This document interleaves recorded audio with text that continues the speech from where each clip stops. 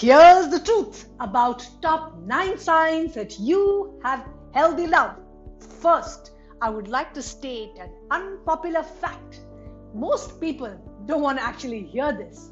However, real relationships are about real hardships, real struggles, a lot of hard work, conscious effort that involves a lot of growth, learning, and forgiveness. Hello everyone, this is me, Jyotika Bedi, founder of Happiness is Love. We make relationships better. I have been married for more than 21 years now, and I would love to share with you all the signs for my healthy love. Do you know why in modern times most of the relationships and friendships, or let's say bonds, are falling and failing so easily and quickly? Because they don't know how to communicate in a healthy way. Slightest inconvenience and we start ghosting, we start ignoring our partners. We don't know how to talk, what to talk, and what happens? The whole bond just breaks. And we somehow become so habitual of losing people that we tend to have this attitude of I don't care anymore. So if you want something to last, learn first to communicate the healthy way. Learn to talk the right way. Healthy relationships require healthy communication. And healthy relationship first starts with you having a healthy, loving relationship with yourself. People often think if I can find a great, loving relationship, then I will feel great happiness, lasting happiness about myself. That is a recipe for disaster. Only if you love, respect, and value your own thoughts, your health, your well-being, does it enable you to have a happy, healthy relationship with another. If not, then you will just raise your tolerance for poor treatment from others because you think it's justified. You're giving permission. Healthy relationships are designed to be a balance of both give and take, with both partners working together as a team to provide support, to provide encouragement, to provide compassion during tough times, during challenging times, during sad times, or when there are problems. So here goes the signs, and let's keep learning as we are all lifelong learners. My husband and I just quickly did a check-in and we ticked most of the boxes. Number 1, you're not afraid to speak up in a healthy relationship. It's easy to know when your partner does something you don't like. Maybe they don't call you too often, or have not called you for the last 2 days, or don't help out around the house even when you've asked, especially when you live together. However, it's not always easy to speak up and tell your significant other about how it's making you feel, isn't it? It's quite difficult sometimes. It takes a lot of strength, a lot of self-confidence and courage, because you have to come from a place of being vulnerable. In a healthy relationship, you feel secure enough to be open and honest with your partner about things that you want, you need, and you feel. So what does asking for support, not advice, in a healthy relationship really looks like? What does it sound like? Will you listen to me while I went? This is how you tell your partner. I need someone to just listen to me right now. I'm not looking for advice. I need some help from you. Will you tell me everything is going to be okay because I'm feeling very stressed right now? Can I get some assurance that things will be okay? Will you help remind me today when I get stressed or I react that I am capable of growing and learning? Can I show you this project that I'm working on? I'm excited for you to see what I've been working on. Will you provide me with some support after I am finished with my work? In a conflicted relationship, the problem is neither with that person nor between us. Conflict really is in our minds and how we think about the other person, don't we? By blaming, complaining, judging, resisting, or rejecting them. We believe that both of us created the conflict, so both are required to resolve it. Truth is, if one of us thinks just nicely for the other, conflict starts to disappear. When you have differences with someone, do you get hurt or angry and expect them to do what it takes to repair and restore the harmony? Or do you step up voluntarily to get it back to its original cordial terms? Or do you believe that since both of you initiated the conflict, both of you need to heal the relationship together? You have to answer these questions for yourself. A relationship starts crumbling when one person starts thinking negative for the other. Words and behaviors may not be perfect, but negative thoughts, negative vibrations start hitting the foundation of our bond, which creates then these undercurrents and quickly escalates into something disastrous. It needs only one person to heal a conflicted relationship. Let that be you. It doesn't matter whether one or both of us have contributed to the issue.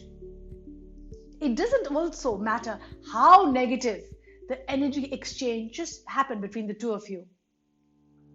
When one of us starts thinking, feeling, and acting in a positive way for the other person, our vibrations radiate and change through that process. And once we start to heal, the conflict dissolves and harmony starts to be created. Just one person taking responsibility to heal any conflicted relationship works like magic. Letting go of the past, working on yourself to forgive yourself and the other, starting to think of new ways, building skills that can help cement the bond, changing your mindset for changing the energy around your relationship is the greatest gift that you can give yourself and your partner. Because our relationships are the source of greatest happiness and harmony, even good health now we know. Even if you cannot understand the other person's perspective, know that what they say or do is their own subjective reality, their own subjective truth for them at that particular moment. But if you prioritize your learning, your emotional maturity, your growth, your harmony over your ego, or being right, or being superior, and genuinely try to resolve and learn conflict resolution skills, you will see magic happen in your life. Don't wait for the other person to take the lead. You work towards a more stable relationship. Work towards being more caring and loving, and I can assure you your relationship dynamics will change. Number 2, trust is at the core of every healthy relationship. Trust is foundational in all our relationships. However, with social media and always being on gadgets, it can become all too easy to snoop, doesn't it?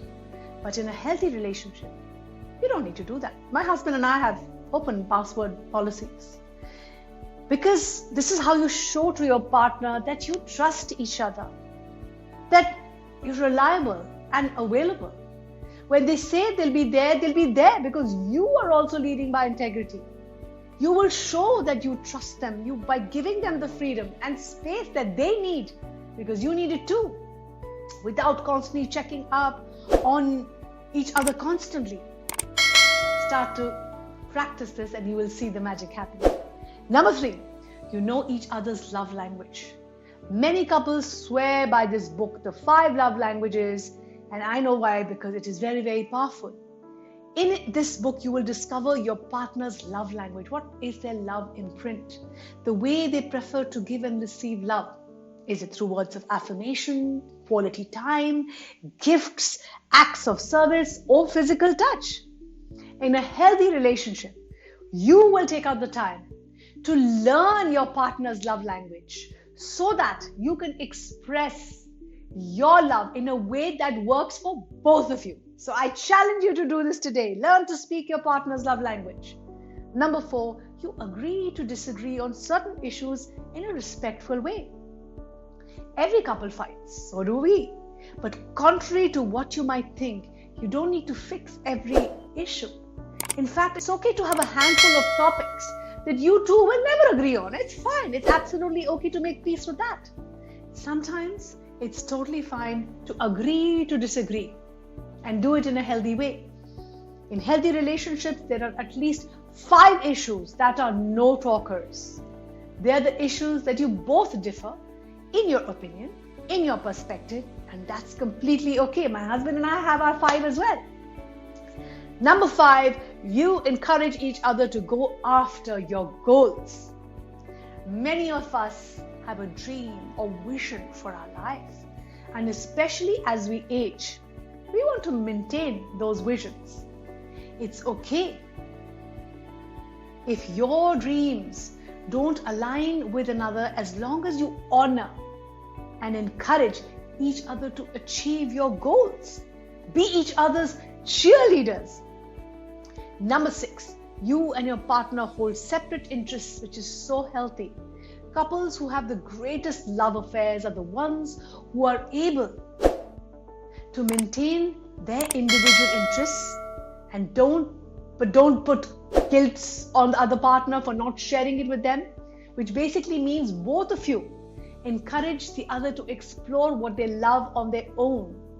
And that is extremely healthy and important.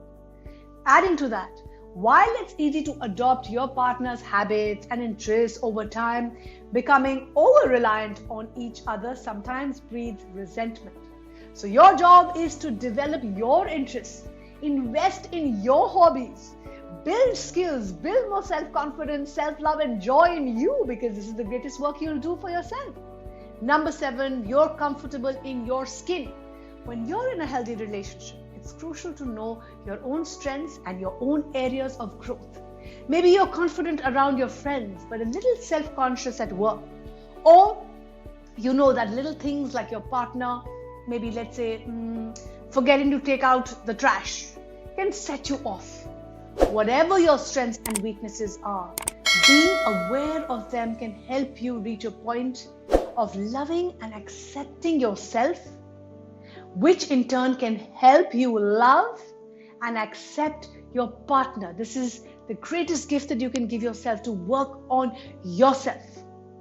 Number 8, boundaries are honored and respected. A happy relationship means you both are on the same team. My husband and I are a badass team. In a healthy relationship, both parties discuss and agree upon important subjects that are meaningful to one another. This open conversation and communication is very important. An unsupportive partner in a healthy relationship doesn't honor that. And what happens is they may sabotage it by trying to get you to splurge on something which is really unnecessary. If you can talk it out with your partner and they acknowledge and understand your boundaries, your need for alone time, it's a great sign. However, if your partner repeatedly is ignoring what you value, including your own boundaries, that's concerning. That's when you need to reach out and seek help. Number 9, you feel happy and supported. Once the initial elation of a new relationship wears off, check in with yourself and ask yourself, do you feel happy and supported by your partner? Are you that support for your partner? How is your general mood and self-esteem? How is your partner's self-esteem and mood? If you feel any strain or lack of support, are you talking to your partner openly and honestly? You know that's the healthy thing to do. So does your relationship show these signs? How many? Did you learn something new that you're going to follow today? Leave us a comment and let us know. Follow us for more. Until then, keep smiling, shining and inspiring.